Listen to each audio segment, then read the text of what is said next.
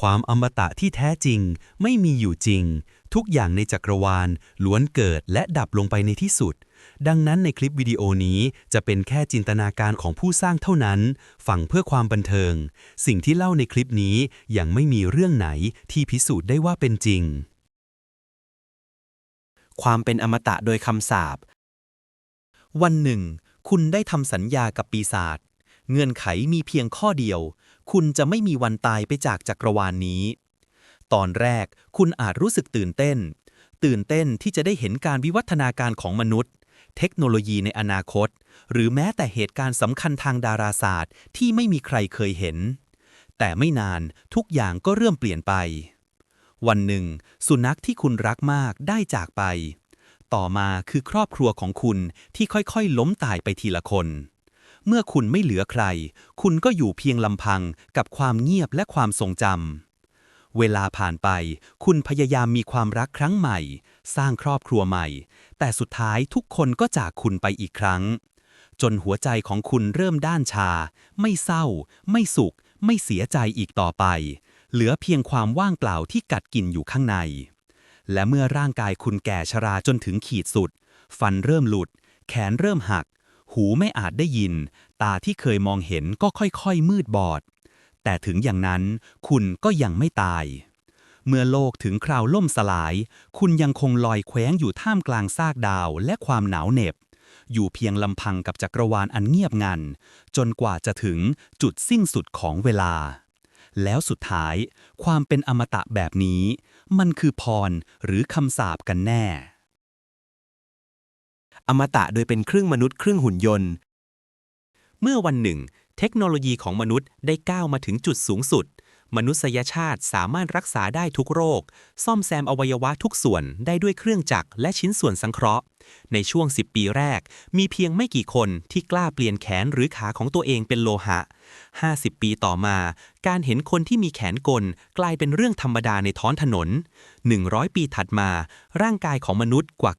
90% ถูกแทนที่ด้วยกลไกหัวใจปอดตับแม้แต่ดวงตาก็ถูกฝังชิปประมวลผลเข้าไป300 ปีต่อมามนุษย์แทบไม่เหลือชิ้นส่วนใดที่ยังเป็นเนื้อหนัง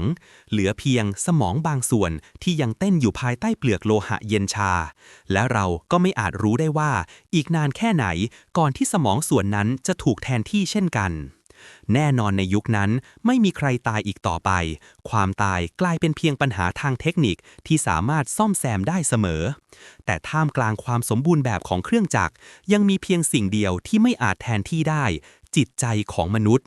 และเมื่อเราวิวัฒน์จนพ้นจากความเปราะบางของร่างกายคำถามเดียวที่ยังคงหลงเหลืออยู่คือเรายังเป็นมนุษย์อยู่หรือเปล่าอมตะโดยการย้ายร่างกายนักวิทยาศาสตร์คนหนึ่งได้สร้างสิ่งที่มนุษย์รอคอยมานานการโคลนนิ่งที่สมบูรณ์แบบพร้อมเทคโนโลยีถ่ายโอนจิตสำนึกจากร่างเก่าไปสู่ร่างใหม่วันหนึ่งเมื่อคุณสิ้นลมหายใจจิตใจของคุณจะถูกอัปโหลดเข้าสู่ร่างใหม่ร่างที่สดใหม่ทุกเซลล์กล้ามเนื้อไม่เคยถูกใช้งานหัวใจเต้นด้วยจังหวะสมบูรณ์แบบและมีอายุเพียง25 ปีเท่านั้นเมื่อคุณลืมตาขึ้นอีกครั้งทุกอย่างเหมือนเดิมความทรงจำยังอยู่ครบความคิดยังเป็นคุณและตามทฤษฎีแล้วคุณจะคงอยู่ในร่างอายุ25ตลอดกาลทุกครั้งที่ร่างกายเสื่อมคุณก็เพียงเปลี่ยนร่างใหม่เหมือนเปลี่ยนเสื้อผ้าแต่สิ่งที่ไม่หยุดพัฒนาคือจิตใจของคุณความทรงจำสะสมมากขึ้นความรู้เพิ่มขึ้นประสบการณ์จากชีวิตนับร้อยนับพันปีผ่านไปหลายศตวรรษคุณเริ่มจำไม่ได้ด้วยซ้ำว่าร่างกายแรกของคุณหน้าตาเป็นอย่างไรคุณอาจเคยรักใครบางคนแต่พวกเขาก็ตายไปหลายรุ่นแล้วเหลือเพียงคุณในร่างใหม่ที่ยังคงใช้ชื่อเดิมและแม้จะยังมีชีวิตอยู่คุณก็เริ่มสงสัยว่าสิ่งที่อยู่ในร่างนี้มันคือตัวคุณคนเดิมจริงๆหรือเปล่าถ้าทุกครั้งที่คุณตายแล้วมีเพียงสำเนาของจิตถูกอัปโหลดต่อไปเรื่อยๆงั้นตัวคุณที่แท้จริงอาจตายไปตั้งแต่ครั้งแรกแล้วก็ได้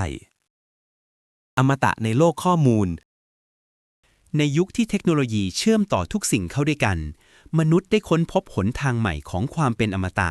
ไม่ใช่ด้วยเลือดเนื้อแต่ด้วยข้อมูลร่างกายของคุณถูกปล่อยทิ้งไว้บนเตียงขณะที่จิตสำนึกทั้งหมดถูกสแกนอย่างละเอียด ทุกความทรงจำทุกอารมณ์และทุกเศษเสี้ยวของตัวตนถูกแปลงเป็นชุดรหัสดิจิตอลแล้วอัปโหลดเข้าสู่โลกเสมือนที่ไม่มีความตายที่นั่นคุณสามารถสร้างอะไรก็ได้ที่ต้องการท้องฟ้าไม่มีวันมืดลงทะเลไม่มีวันแห้งและความเจ็บปวดไม่เคยเกิดขึ้นอีกคุณใช้ชีวิตในโลกที่สมบูรณ์แบบโลกที่คุณควบคุมได้ทุกอย่างแต่เมื่อเวลาผ่านไปคุณเริ่มสังเกตว่าไม่มีใครแก่ขึ้นไม่มีใครเปลี่ยนแปลงและไม่มีความจริงให้จับต้องคุณเริ่มถามตัวเองว่าสิ่งที่กำลังคิดอยู่นี้เป็นคุณจริงๆหรือแค่โปรแกรมจำลองที่ทำงานตามข้อมูลเดิมของคุณกันแน่เมื่อทุกความรู้สึกเป็นเพียงโค้ดทุกเสียงหัวเราะเป็นเพียงสัญญาณจำลองและทุกความทรงจำถูกจัดเก็บในฐานข้อมูลคุณอาจจะอมตะจริงๆแต่ในโลกที่ไม่มีเลือดไม่มีลมหายใจและไม่มีคำว่ามีชีวิตอีกต่อไปอมตะในโลกข้อมูลคือการมีอยู่ที่ไม่มีวันตายหรือเพียงการไม่มีวันหลุดพ้นกันแน่อมตะแบบที่ย้อนเวลาได้คุณใช้ชีวิตอย่างมีความสุขผ่านวัยเด็กวัยรุ่นจนกลายเป็นผู้ใหญ่เต็มตัวคุณมีครอบครัวที่รักมีเพื่อนที่คอยอยู่ข้างๆและมีเรื่องราวมากมายที่อยากจดจำไปตลอดชีวิตแต่เมื่อวันเวลาผ่านไปร่างกายของคุณเริ่มโรยราผิวหนังเหี่ยวย่นสายตาพร่ามัวเส้นผมขาวจนจำสีเดิมไม่ได้แล้ววันหนึ่งคุณก็ตัดสินใจกดปุ่มย้อนเวลาปุ่มที่คุณเคยตั้งค่าไว้เมื่อตอนอายุ20 ปีแสงวาบหนึ่งพุ่งผ่านทุกความทรงจำก่อนที่คุณจะลืมตาขึ้นมาอีกครั้งในห้องนอนเก่าที่คุ้นเคยมือคุณกลับมาเรียบเนียนหัวใจเต้นแรงและโลกทั้งใบเหมือนถูกรีเซ็ตใหม่ทั้งหมดแต่สิ่งที่คุณต้องแลกคือความสัมพันธ์ทั้งหมดในชีวิตที่ผ่านมาครอบครัวที่คุณสร้างไว้ไม่รู้ว่าคุณคือใครเพื่อนที่เคยหัวเราะด้วยกันกลับมองคุณเป็นคนแปลกหน้าและความทรงจำของทุกคนถูกลบออกไปหมดเหลือเพียงคุณที่ยังจำได้ทุกอย่างคุณใช้ชีวิตอีกครั้งรักใหม่อีกครั้งมีลูกอีกครั้งแล้วสุดท้ายเมื่อความแก่กลับมาเยือนคุณก็กดปุ่มย้อนเวลาอีกครั้งครั้งแล้วครั้งเล่าจนคุณจำไม่ได้แล้วว่าตอนนี้คือชีวิตครั้งที่เท่าไหร่จำไม่ได้ว่าครอบครัวไหนเป็นของจริงหรือใครเคยรักคุณจริงๆบ้างคุณไม่แก่คุณไม่ตายแต่คุณต้องสูญเสียความหมายของการมีอยู่ไปตลอดกาลอมตะแบบย้อนเวลาคือการไม่ยอมตายหรือคือการตายซ้ำในความทรงจำของทุกคนกันแน่อมตะแบบการรับรู้คุณอาจจากไปนานแล้วร่างกายสลายเหลือเพียงเท่าฝุ่นที่ปลิวไปตามลมไม่มีเสียงไม่มีลมหายใจแต่ในบางมุมของโลกยังมีคนหนึ่งที่เอ่ยชื่อของคุณออกมาเบาๆหรือระลึกถึงคุณผ่านรอยยิ้มเก่าๆในภาพถ่ายตราบใดที่ยังมีใครจำได้ว่าคุณเคยมีอยู่คุณก็ยังไม่ตายจริงๆเพราะความทรงจำของมนุษย์คือที่พักชั่วนิรันดร์ของวิญญาณทุกดวงคุณกลายเป็นเรื่องเล่าในวงสนทนากลายเป็นแรงบันดาลใจของใครบางคนกลายเป็นชื่อที่ถูกจารึกไว้ในสมุดเก่าหรือแค่ความรู้สึกเลือนรางว่าครั้งหนึ่งเคยรู้จักกันแม้ร่างกายจะดับสูญไปหมดแต่ตัวตนของคุณยังคงดำรงอยู่ในรูปแบบของการรับรู้อยู่ในใจอยู่ในความคิดอยู่ในถ้อยคำที่ใครบางคนยังพูดถึงและเมื่อเวลาผ่านไปอีกหลายรุ่นชื่อของคุณอาจค่อยๆจางลงจนเหลือเพียงเศษเสี้ยวของความทรงจำในประวัติศาสตร์แต่แม้เพียงชั่วขณะนั้นคุณก็ยังคงมีอยู่เพราะในจักรวาลนี้ไม่มีสิ่งใดหายไปจริงๆมีเพียงสิ่งที่ถูกจดจำในรูปแบบที่ต่างออกไปเท่านั้น